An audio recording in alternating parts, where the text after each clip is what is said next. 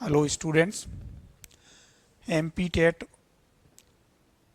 PGT के लिए जो मेरा कंटिन्यूस वीडियो चल रहा है उस श्रृंखला में एक नए वीडियो के साथ मैं अपने यूट्यूब चैनल पर हूँ। इससे ठीक पहले मैंने आपको लिया था, ग्रेडियंट वाला लिया था, उसी का कुछ थोड़े से क्वेश्चन रह गए थे और उसी का पार्ट और था, उसको मैंने अब क्या है इस नेक्स्ट वीडियो में लिया है। स्टार्ट करते हैं। Find the value of a b c so that directional derivative of 5xy z equal, एक सरफेस दिया है at the point 1 2 -1 has a maximum magnitude 64 in the direction parallel to z axis. एक ये पृष्ठ दिया हुआ है, इस पृष्ठ पर दिशीय अवकलज का मान z अक्ष के समांतर दिशा में अधिकतम 64 दिया है। तब अपने को ABC की वैल्यू निकालनी है। तो सबसे पहला काम क्या रहता है, आपको पता है हमें क्या करना है, इसका हम ग्रेडियंट निकालते हैं। क्या निकालते हैं? ग्रेडियंट। ये पॉइंट दिया हुआ है, मुझे उस पर आ जाएगा और वो क्या जाता है मेरा दिशीय अवकलज। अब हम क्या करेंगे, उसको हम किस दिशा में लेंगे? Z दिशा में। अब आपको मालूम है कि जो ग्रेडियंट होता है उसकी मैक्सिमम वैल्यू किसमें होती है? सरफेस के परपेंडिकुलर। अब वो मैग्नीट्यूड कितना दे रहा है? 64 मैक्सिमम। इसका मतलब है जो ग्रेडियंट है ना, उसकी डायरेक्शन किस में जानी चाहिए? Z अक्ष के समांतर दिशा में, यानी Z अक्ष की दिशा में। तो Z अक्ष की दिशा के लिए I का गुणांक 0, J का गुणांक 0 और K का गुणांक हम पॉजिटिव करेंगे। तो हमें सबसे पहले क्या निकालना है? इसका ग्रेडियंट निकालना है। क्या निकालेंगे हम? ग्रेडियंट।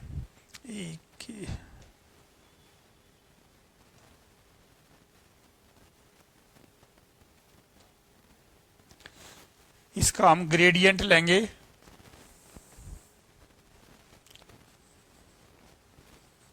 ग्रेडियंट फाई इक्वल, तो कितना आ जाएगा? देखो x के साथ ये होता है I del phi upon del x plus j del phi upon del y plus k del phi upon del z। अब हमने किया इसका किसके रिस्पेक्ट? x के रिस्पेक्ट। तो x का 1 हो गया तो क्या आ गया? ए वाई स्क्वायर। इसमें नहीं है तो ये 0 हो गया। इसमें आएगा मेरा प्लस का 3c z square x square plus j into y के रिस्पेक्ट करेंगे तो ये आएगा अपना 2axy, वाई स्क्वायर का 2y, इसमें y का 1 हो जाएगा bz, इसमें y नहीं है तो 0 हो जाएगा, प्लस k इंटू, देखो जरा z के रिस्पेक्ट फर्स्ट टर्म 0 हो जाएगा, इसमें z का 1 हो गया by, इसमें z का z स्क्वायर है 2cz और x क्यू। अब हम निकालेंगे यहाँ पे ग्रेडियंट फाई एट, मेरे को पॉइंट दिया है, मान लो p नाम दे देता हूं इसको, 1 2 -1, तो कितना आ जाएगा? x की वैल्यू 1, y की वैल्यू 2 रखेंगे। देखो ये i इंटू वाई इक्वल 2 रखा तो 2 का स्क्वायर 4, 2 का जो स्क्वायर है वो मेरा आ जाएगा 4, तो ये हो गया मेरा 4a। इसमें z की वैल्यू -1 स्क्वायर हो गया, 1 का स्क्वायर, तो ये आ गया मेरा प्लस का 3c प्लस j इंटू, अब इसमें रखो x की वैल्यू कितनी है 1, y की वैल्यू 2, तो ये आ गया अपना 2a इंटू 2 आ गया मेरा 4a। z की वैल्यू -1 है -b प्लस k इंटू, इसमें b की वैल्यू, y की वैल्यू कितनी है 2, देखो 2b। अब z कितना है -1 और x क्यूब 1 का क्यूब 1, तो ये कितना आ जाएगा? z की वैल्यू -1 रखोगे माइनस का 2c, ये वाला, ये 1 हो गया ये वाला। अब उन्होंने दिया था कि इसकी जो मैक्सिमम वैल्यू वो 64 है, किसमें? z अक्ष की दिशा में। तो इस अकॉर्डिंग टू क्वेश्चन हम लेंगे यहां पर, देखिए अकॉर्डिंग टू क्वेश्चन, प्रश्न अनुसार ये z मैक्सिमम किस में है? ये लिखा हुआ है z अक्ष की दिशा में, तो इसका i का गुणांक 0, j का गुणांक 0 और k का गुणांक है उसकी वैल्यू मेरी कितनी होनी चाहिए 64। तो यहां से आ जाएगा अपना 4a plus 3c equal 0 equation 1। दूसरी आ जाएगी 4a minus b equal 0 equation second.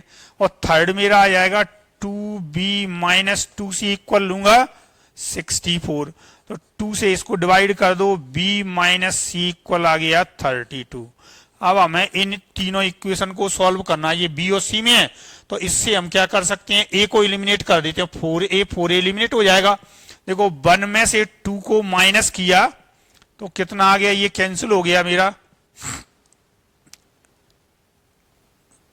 3c और माइनस माइनस प्लस यानी b प्लस 3c। तो ये हो गया इक्वल 0 में से हम क्या करेंगे इसको, ये वाला इसमें से इसको 0 में से 0 को किया तो ये आ गया 0। तो ये b प्लस 3c और b माइनस सी दोनों को सॉल्व कर दो यहां से। तो इक्वेशन सॉल्व कर रहा हूं मैं, b माइनस सी इक्वल कितना है 32 और ये कितना है मेरा b plus 3c equal to 0। ये इक्वेशन तो मेरी थर्ड थी, इसको मैंने 4 नाम दे दिया। देखो माइनस कर दो तो ये कितना आ जाएगा, माइनस करने पर थर्ड इक्वेशन में से फोर्थ को माइनस किया, b कैंसिल हो गया, माइनस 4c इक्वल 32। तो c इक्वल आ गया माइनस का 8c। c की वैल्यू इस इक्वेशन में थर्ड में सब्स्टिट्यूट कर दो, ये c इक्वल माइनस 8 तो प्लस हो जाएगा। तो इधर b कितना आ जाएगा, यहां से आपका देखो ये माइनस माइनस प्लस, तो 32 इधर लाके माइनस 8 करोगे तो b इक्वल आ जाएगा 24 आ जाएगा। अब हम a की वैल्यू निकालनी है तो हम सेकंड इक्वेशन में क्या करते हैं, b की वैल्यू पुट कर देते हैं। From equation second 4a equal to b और b की वैल्यू कितनी है 24। तो देखो जरा a इक्वल कितना आ जाएगा मेरा 6। तो a की वैल्यू 6, b की वैल्यू 24 और c की वैल्यू कितनी आएगी -8। पूरा एक बार समझ लो क्वेश्चन की भाषा क्या थी। इस पृष्ठ के इस बिंदु पर इसके दिशीय अवकलज का मतलब है ग्रेडियंट का महत्तम मान है ना, वो z अक्ष की दिशा में है। अब अपने को ये मालूम है कि जो ग्रेडियंट के अधिकतम, ग्रेडियंट की जो दिशा होती है पृष्ठ के लंबवत होती है और वो अधिकतम परिवर्तन की दर है, अधिकतम उनने हमें दिया है। इसका मतलब ये है कि जो ग्रेडियंट है ना वो हमारा कैसा होना चाहिए, जेड दिशा में होना चाहिए। तो जेड दिशा में होने के लिए हमने पहले ग्रेडियंट निकाला, इस बिंदु पे निकाल दिया तो ये आ गया। अब ये वाला वेक्टर हमारा जेड दिशा में होगा यदि क्या होना चाहिए, x का गुणांक, i का गुणांक 0, j का गुणांक 0 और k का गुणांक कैसा हो, पॉजिटिव। ये हमने ले लिया। तो ये 2b माइनस 2c इक्वल ये 64 लेके इनको सॉल्व कर दिया तो a इक्वल 6, b इक्वल 24 और c इक्वल -8 आ गया। बहुत ही महत्वपूर्ण प्रश्न है ये वाला। इस क्वेश्चन को और इसका 1-2 और आपको मिल जाएंगे, ऐसी प्रैक्टिस करोगे जिससे जल्दी से प्रश्न की भाषा आपको समझ में आई गई है। ग्रेडियंट निकालना है, पॉइंट पे निकालना है, जेड दिशा। जेड अभी से पहले जो वीडियो लिया था उसमें क्या था, दिशीय अवकलज एक वेक्टर दिया था, उसकी दिशा में ले जाना है। अब मुझे जेड दिशा में लाने के लिए क्या करना था, इसमें जेड की दिशा में यूनिट वेक्टर के कैप का गुणा करूंगा तो ये 0 केवल k डॉट k 1 हो जाएगा। बस ये करना था अपने को। नेक्स्ट क्वेश्चन,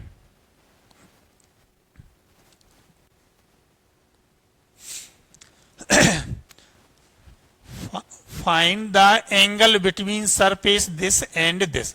ये दो सरफेस दिए हैं, इस बिंदु पर इनके बीच का कोण हमें निकालना है।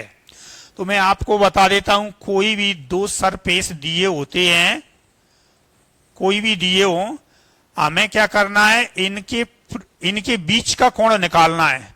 तो हमेशा एक कंसेप्ट होता है, दो रेखाओं के बीच का कोण उन पर अभिलंब रेखाओं के बीच के कोण के बराबर होता है।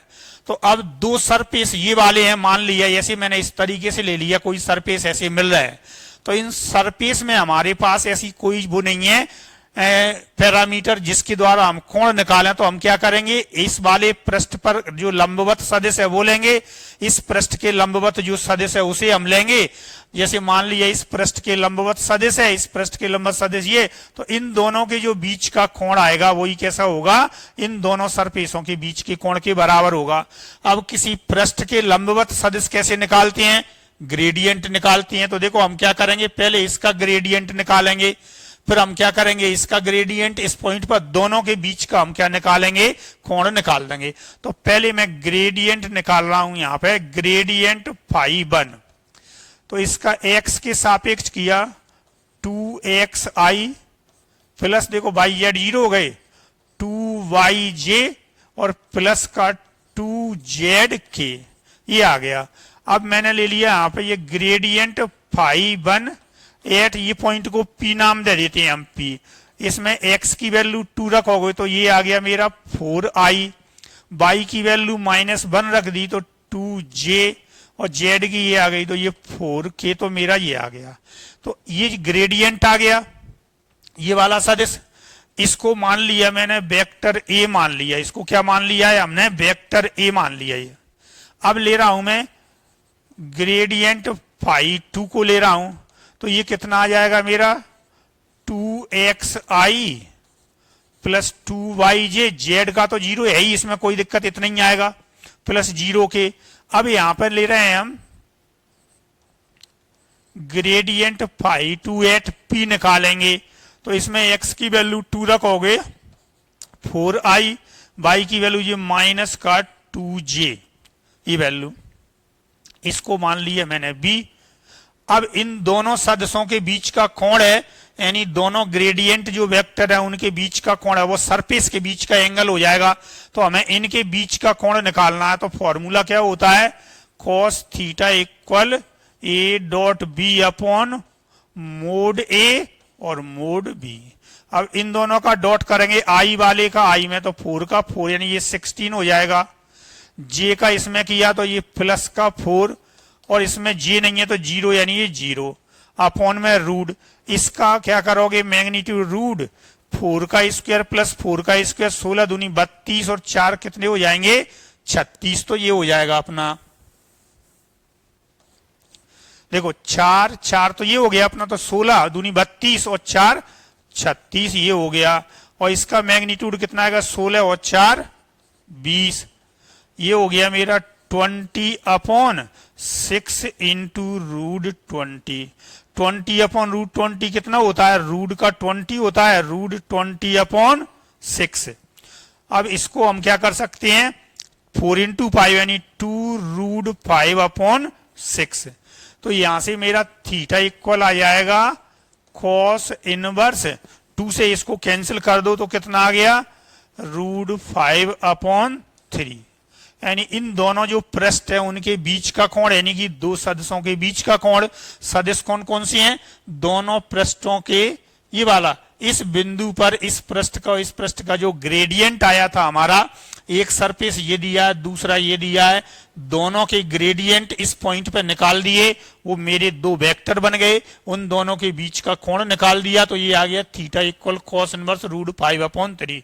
ये क्वेश्चन भी मोस्ट इंपॉर्टेंट क्वेश्चन है, इसमें आप ध्यान रखोगे जो क्वेश्चनों का लेवल है, मैं एमपी टेट और पीजीटी में क्या है अपना जो एमपी टेट का प्रीलिम्स वाला है और मेन वाला, दोनों को ध्यान में रख के इस तरीके के प्रश्नों को लेके चल रहा हूं। नेक्स्ट, अब थोड़ा सा इसी का एक और पार्ट था, सबसे पहले ले हमें यूनिट टेंजेंट वेक्टर, थ्योरी है थोड़ी सी, यूनिट टेंजेंट वेक्टर।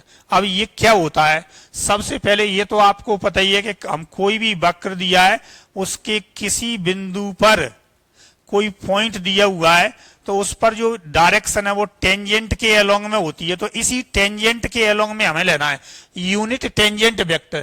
पहले हम टेंजेंट लेंगे तो तुम्हें मालूम है क्या होता है, d y by d x स्पर्श रेखा की प्रवणता होती है, तो टेंजेंट वेक्टर लेंगे और उसको यूनिट में बदलना है हमें। तो इसको हम क्या करते हैं, यहां से मान लिया ये कर्व पर एक फिक्स्ड पॉइंट है P0 x0 y0 z0 और ये एक वेरिएबल पॉइंट है P x y z, मान लिया इस P0 से P तक का जो आर्क है उसकी लेंथ है मेरी R S, तो ये यूनिट टेंजेंट वेक्टर T से रिप्रेजेंट करते हैं, इक्वल होता है dr अपॉन ds होता है। क्या होता है? dr upon ds। इसका मैग्नीट्यूड 1 के बराबर होता है, यानी क्या करेंगे हम मोड T बराबर करेंगे 1, तो मोड T का स्क्वायर बराबर 1, यानी कि dr अपॉन ds के मोड इसका वर्ग बराबर 1। तो यहां से मेरा dr स्क्वायर बराबर कितना आ जाएगा? ds square. तो यहां से मेरा ds बराबर अंडर रूट आ जाएगा dr, ये dr आ जाएगा अंडर रूट में ये वाला ds इक्वल dr। अब dr की वैल्यू आपको मालूम ही है कितनी होती है, x बराबर xi plus by J plus Z के, तो ये dxi plus D by J plus D Z के इतना कर देंगे ये वाला हम। तो ये आ गया मेरा dx अपॉन ds इंटू आई, dy अपॉन ds इंटू जे, dz अपॉन ds इंटू ये k लिखा हुआ है, ये वाला k है ऐसे। तो ये हमारा यूनिट, अब इसका मोड हम 1 के बराबर रखेंगे, इससे हमारी क्या होगी, जो भी r की वैल्यू x, जो r x के टर्म में दिया हो, x किसी पैरामीटर t के टर्म में दिया हो, तो उसकी वैल्यू हमें निकल आएगी। ये हमारा फॉर्मूला हो गया यूनिट टेंजेंट वेक्टर निकालने के लिए, इसका मॉडुलस 1 के बराबर होना चाहिए, तो इसे बोलते हैं यूनिट टेंजेंट वेक्टर।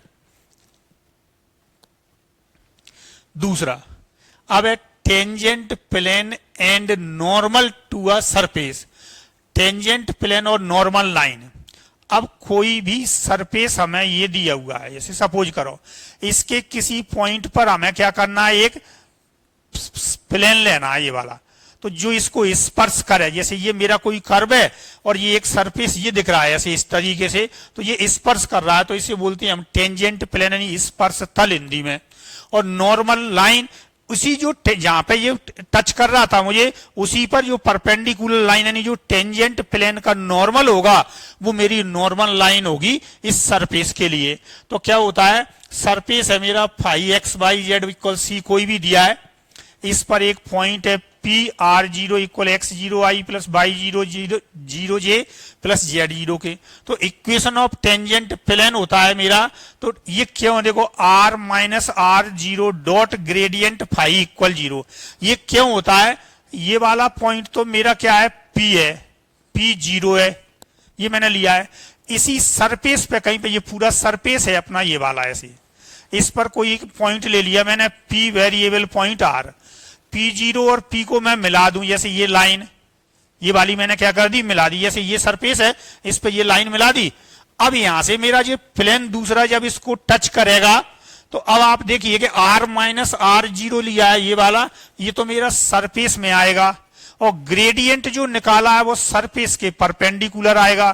तो इसका मतलब है आर माइनस आर जीरो और वेक्टर और ग्रेडियंट फाई है, ये कैसे होंगे, दोनों परपेंडिकुलर, इसलिए इन दोनों का डॉट प्रोडक्ट कितना होना चाहिए, 0 के बराबर। देखो ये वाला पी जीरो अपन ने ये वाला ले लिया, तो ये वेक्टर हो गया मेरा आर माइनस आर जीरो या आर जीरो माइनस आर, कोई दिक्कत नहीं। अब ग्रेडियंट फाई जो मैंने लिया है वो तो इस तरीके से है, तो ये वेक्टर ये दोनों कैसे हुए, परपेंडिकुलर, तो इनका डॉट प्रोडक्ट कैसा आएगा, 0।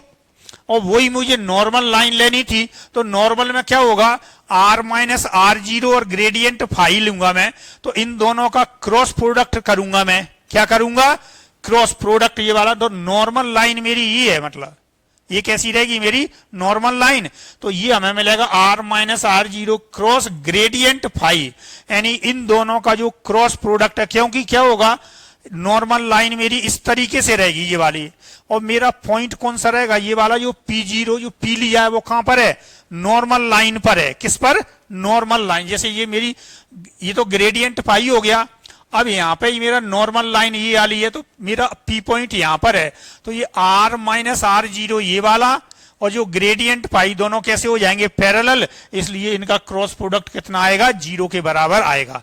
ये जो पॉइंट पी लिया था यहाँ पे वो सरफेस में है, और इसके लिए पॉइंट पी है वो कैसा है, नॉर्मल लाइन पर कोई पॉइंट है।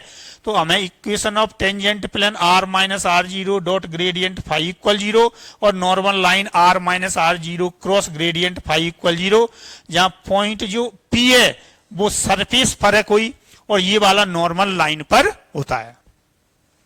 अब क्वेश्चन लेते हैं इसके।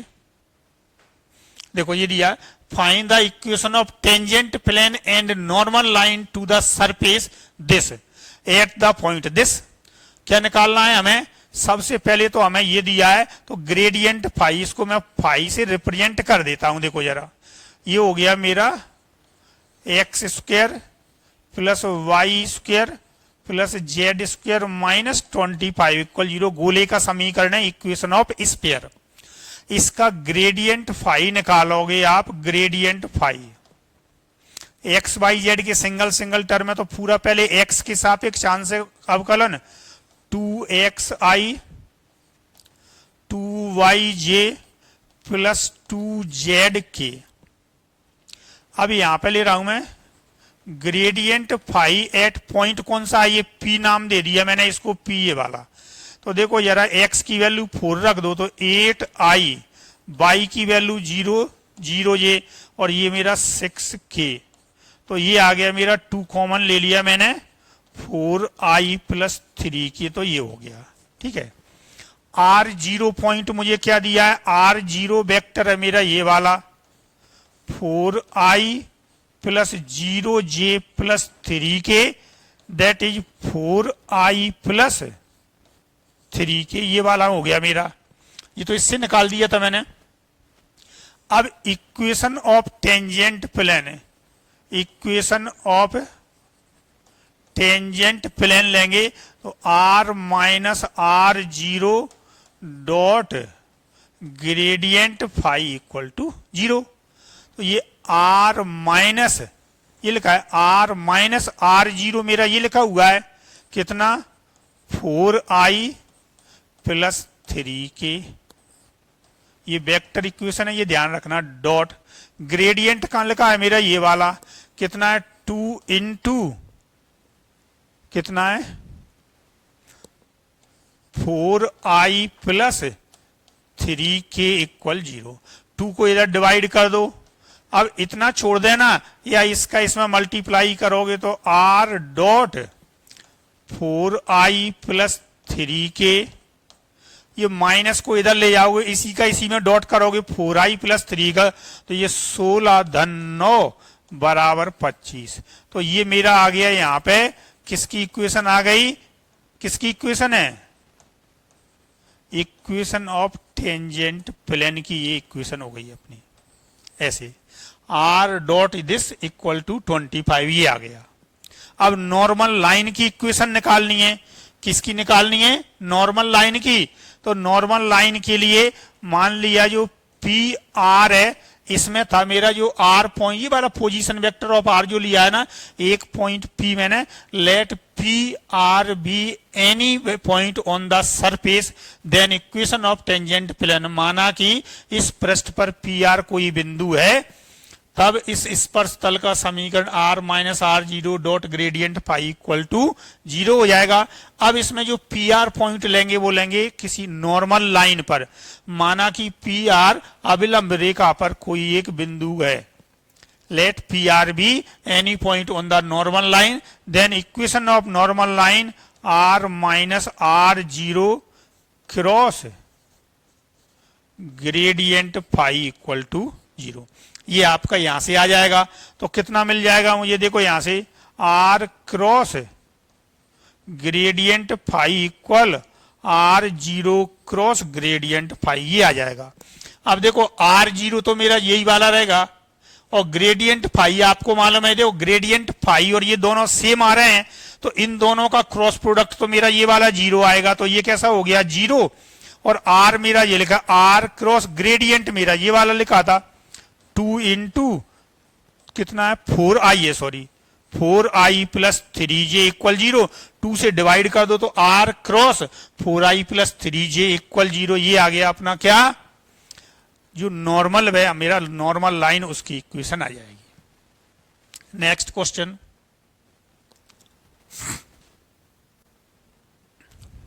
मैंने इन क्वेश्चनों में आपको ऑप्शन नहीं दिए हुए हैं क्योंकि ये क्वेश्चन ऐसे हैं कि आपको सॉल्व करके निकालने पड़ेंगे। आप समझ रहे हो ना, सॉल्व करना ही पड़ेगा, इसलिए मैंने क्या है इनमें ऑप्शन दिए नहीं है। ये दिया find the equation of tangent plane जो भी बताया था and normal line at the point -1 of surface. एक सरफेस ये ले लिया है, एक सरफेस ये ले लिया, दो क्वेश्चनों को एक ही उसमें लिया है। क्योंकि ये इंपॉर्टेंट क्वेश्चन था इसलिए मैंने दोनों पार्टों को इसमें ले लिया है। तो अभी मैंने आपको कराया था क्वेश्चन, सेम वही करना है। ये ध्यान रखना है, स्पर्श तल और अविलंब रेखा का ये निकाला सदिश समीकरण है। आपको इसकी कार्टेशियन इक्वेशन निकालनी हो तो आर की जगह पर कितना रखोगे, एक्स आई प्लस वाई जे प्लस जेड के और डॉट कर देना तो अपना आंसर आ जाएगा, वो कार्तीय समीकरण आ जाएगा।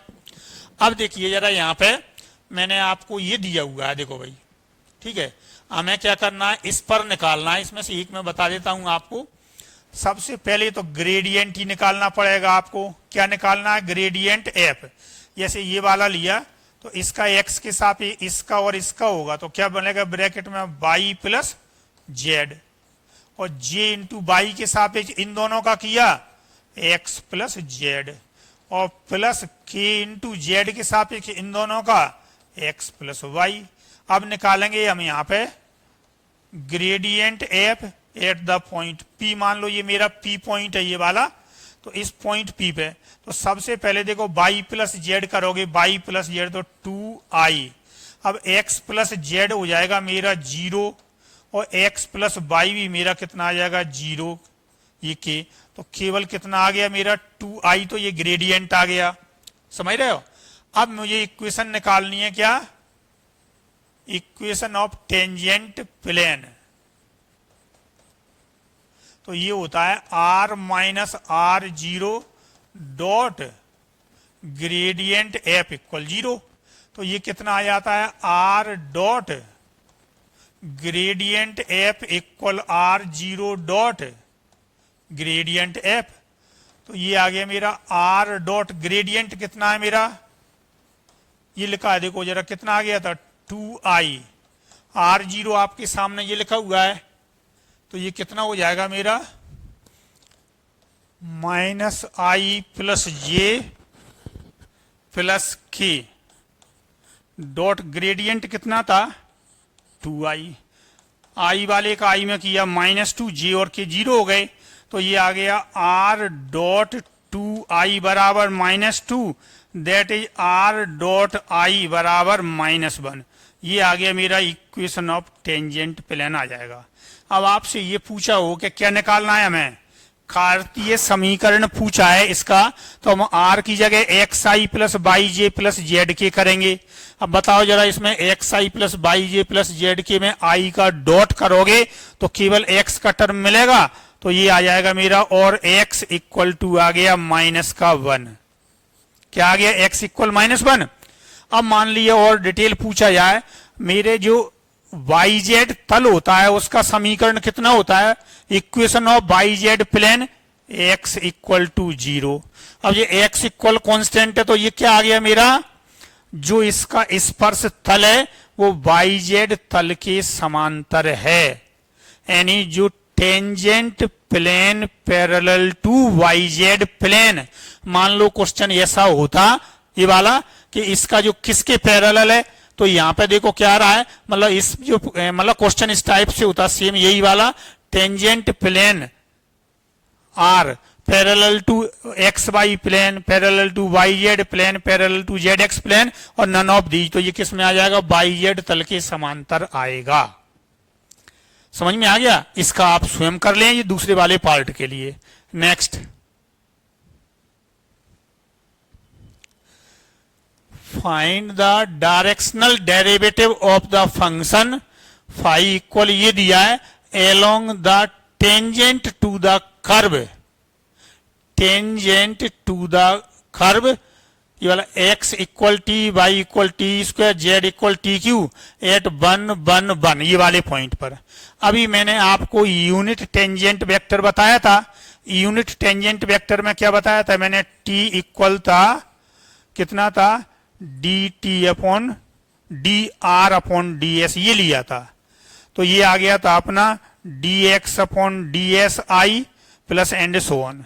तो हमें क्या करना है, डायरेक्शनल डेरिवेटिव पूछा हुआ है किसकी दिशा में, इसकी दिशा में। तो पहले तो हमें ये वेक्टर निकालना पड़ेगा, और क्या निकालना पड़ेगा, इसका ग्रेडियंट। तो हमें सबसे पहले निकाल दो आप इसका ग्रेडियंट। देखो जरा, ग्रेडियंट फाई इक्वल, तो x के सापेक्ष किया i इंटू एक्स के दो टर्म है, तो देखो कितना आ जाएगा मेरा वाई स्क्वायर, और इसमें आ गया 2xz, और प्लस j इंटू वाई वाला देखो जरा कितना 2xy, और दूसरे वाले में से y वन हो जाएगा z square, plus k into Z वाला देखो सेकेंड और third 2yz plus x square, ये आ गया। अब इस पॉइंट पे निकाल दो आप gradient phi at the point, ये दिया है मुझे p, एक्स वाई जेड की वैल्यू 1 1 रखोगे, 2 plus 1 3i plus 3j plus 3k, मेरा ये वाला वेक्टर आ गया ग्रेडियंट। अब मुझे डायरेक्शनल डेरिवेटिव देखना है, मुझे पॉइंट देखो किसमें दिए, पैरामीट्रिक टर्म में दिए, तो या तो मैं पैरामीटर की वैल्यू निकाल दूंगा आपके लिए, जैसे x इक्वल 1, y इक्वल 1 और z इक्वल 1 रखेंगे, तो t की वैल्यू कितनी आ जाएगी आप देखिए जरा, यहां से भाई x y z तो मैंने 111 दिया है, तो t की वैल्यू निकालूंगा। देखो ये x इक्वल 1 है, तो ये आ गया मेरा t इक्वल 1, y इक्वल है 1, इसलिए t स्क्वायर इक्वल 1, और z इक्वल भी 1 दिया है, t क्यू इक्वल 1। तो इन तीनों का कॉमन सॉल्यूशन क्या निकलेगा मालूम है आपको, t इक्वल टू 1, जो तीनों को सेटिस्फाई करेगा। तो ये वाला जो पॉइंट है ना मेरा, इसके लिए पैरामीटर t की वैल्यू कितनी है 1। अब हम क्या करते हैं, t वेक्टर निकालेंगे। क्या निकालेंगे, t इक्वल होता है dr अपॉन ds। तो ये यहां से x के सापेक्ष देखो क्या करेंगे, r की वैल्यू तो आपको मालूम ही है यहां से, तो कितना हो जाएगा पहले आपको ये देखना है। तो d होता है dx upon dsI plus dy upon dsj plus dz upon dsk। तो इसे मैं लिखूंगा यहां पे dx upon dt into dt upon ds बनेगा इतना, तभी हमारा x का t के सापेक्ष निकलेगा i। ऐसे ही सेकंड टर्म को लिखो और थर्ड को, dx अपॉन dt कितना हो गया मेरा वहां से 1, तो ये कितना आ जाएगा मेरा 1 इंटू डी आर अपॉन ये dx अपॉन dt, t है ये वाला dt। तो इसकी वैल्यू कितनी हो गई देखो जरा, यहां से dx अपॉन dt 1 हो गया मेरा, तो ये 1 into dt upon ds plus और i भी है प्लस j इंटू, अब क्या करो इसका करोगे t के रिस्पेक्ट, तो 2t हो जाएगा 2t, और ये dt अपॉन ds, और k वाला देखो कितना हो गया, k इंटू कितना मिला 3t स्क्वायर और dt अपॉन ds, ये आ गया। यहां से थोड़ा सा मैं हटा रहा हूं ये वाला। तो मेरा जो वेक्टर है देखो जरा कितना हुआ यहां से, i plus 2tj plus 3t square k, और इसमें से मैंने ले लिया dt अपॉन ds को कॉमन ले लिया। ये मेरा चल रहा है, t की वैल्यू कितनी आई है मेरी 1, तो इसमें 1 रख दो, तो i plus 2j plus 3k और dt अपॉन ds। अब ये यूनिट वेक्टर है मेरा, क्या यूनिट वेक्टर। तो अब आप देखिए जरा, मैं इसको यूनिट वेक्टर लेने के लिए इसका मापांक 1 के बराबर करेंगे, ये t है, तो मैं क्या करूंगा, चूंकि मोड t बराबर 1 करोगे, इसका जो मापांक है उसे कितना लेना है आपको 1 लेना है। ये ग्रेडियंट मैंने लिख दिया था कहीं पे, इसको अलग से लिख लेते हैं। ये ग्रेडियंट आ गया था मेरा, ग्रेडियंट फाई इक्वल कितना आया था 3 कॉमन ले लिया, i plus j plus k ये मैंने लिख दिया। तो इसका मापांक 1 लेंगे, तो देखो जरा यहां से देखना है आपको, ये तो कॉमन ही आ जाएगा, dt अपॉन ds कॉमन आ जाएगा, अंडर रूट i के गुणांक का वर्ग 1 4 और 9 इक्वल टू ये 1। तो यहां से ये कितना 9 4 13 और 1 14, तो dt अपॉन ds बराबर आ जाएगा 1 अपॉन रूट 14 ये आ गया मेरा। ये वैल्यू मैं कहां पर रखूंगा, इस जगह पर रख दूंगा, ये वाली यहां पे। तो मेरा ये जो टी वेक्टर है वो कितना आ गया, टी इक्वल आ गया i plus 2j plus 3k upon root कितना आ गया 14।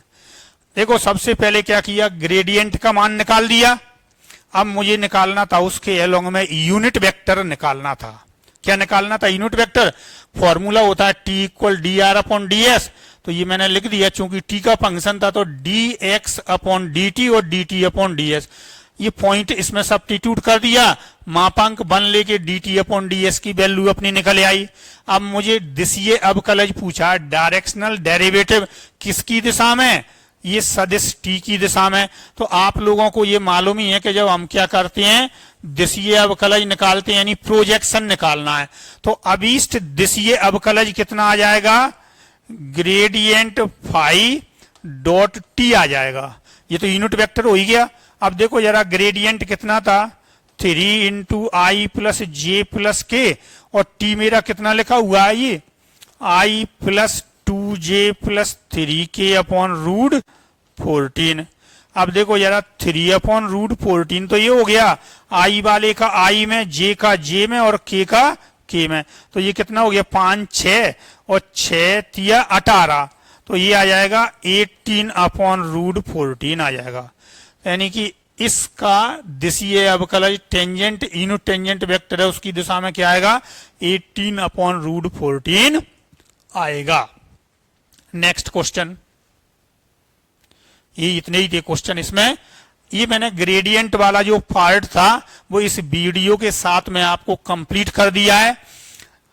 यदि पूरा आप ये ध्यान रखोगे, पहला जो वीडियो मैंने डाला हुआ था आपके लिए, मैंने इससे पहले भी डाला है आपको, वो और ये दोनों मिला के सिर्फ मैंने ग्रेडियंट वाला पार्ट आपको कंप्लीट किया हुआ है। आप आपके पास जो भी बुक उपलब्ध हो उसमें से एक एक दो प्रश्न प्रैक्टिस आप करें। अब मैं नेक्स्ट जो वीडियो लूंगा वो लूंगा डाइवर्जेंट पर, फिर इसके बाद कर्ल रहेगा। तो मैं क्या कर रहा हूं कि एक ही वीडियो में तीनों को शॉर्ट में ना लेने की जाए। आप ये समझिए कि नाम तो उसका एक वीडियो है, लेकिन मैं पूरा आपके लिए क्या ले रहा हूं, एक जैसे ऑफलाइन क्लास रहती है ना, उसी तरह से आपको लेके चल रहा हूं मैं। आप लोगों बहुत अच्छी तरह से इस वीडियो को देखें, समझें, और प्रीवियस पेपर्स में क्वेश्चन आए उनसे आप देख करके और अपनी तैयारी को रखें। मैं एक पूरा मतलब परीक्षा की तैयारी कैसे करेंगे, पूरा सिलेबस के अकॉर्डिंग में आपको एक वीडियो लेके आऊंगा कुछ ही समय बाद, जिसमें पूरा सिलेबस का एनालिटिक डिस्कशन करेंगे, किस टॉपिक में से क्या क्या चीजें पूछी जाती हैं, पूरा टॉपिक इसमें रहेगा। आपको यदि ये पसंद आता है तो इस चैनल के लिए लाइक करें, शेयर करें, सब्सक्राइब करें, जिससे मुझे इसी तरह के वीडियो और बनाने के लिए प्रोत्साहन मिलता रहेगा। आपसे इसी सहयोग की मैं अपेक्षा रखता हूं। अब कुछ मैं जो शॉर्टकट रहती हैं किसी टॉपिक की, तो मैं शॉर्ट वीडियो के माध्यम से भी डाल रहा हूं। तो आप ये समझोगे कि इसमें आपका सिलेबस कौन सा है, 11th 12th प्लस ग्रेजुएशन वाला है। ग्रेजुएशन का पार्ट जो प्री एग्जाम है उसमें कम है, उसमें ज्यादा आएगा आपके लिए। तो मैं क्या कर रहा हूं कि जो शॉर्टकट डाल रहा हूं वो 11th 12th और इस लेवल से भी डालूंगा मैं। तो आप शॉर्ट वीडियो को जरूर देखें और उसको देख करके उस जैसा प्रश्न फिर आप अपने घर पर स्वयं लगाएं, उससे तो आपकी प्रैक्टिस बढ़ जाएगी। एक साथ पूरी ट्रिक लिखा देते हैं तो फिर भूल जाती हैं। तो मैं क्या कर रहा हूं, छोटे छोटे वीडियो के माध्यम से आपको उपलब्ध करा रहा हूं, इसलिए आप क्या करें, उनको जरूर क्या देखें और समझें बहुत अच्छी तरह से। यदि आपको किसी तरह की कोई प्रॉब्लम आती है तो मुझे कमेंट्स करके आप जरूर बताएं इसमें कि हमें इसमें इस चीज की और जरूरत है। मैंने बहुत सारे टॉपिक, डेफिनेट इंटीग्रल का है, क्वाड्रेटिक इक्वेशन है, कोऑर्डिनेट ज्योमेट्री है, इनवर्स ट्रिग्नोमेट्री है, मैट्रिक्स डिटर्मिनेंट, ये बहुत सारे टॉपिकों पे शॉर्ट वीडियो मैंने डाले हुए हैं।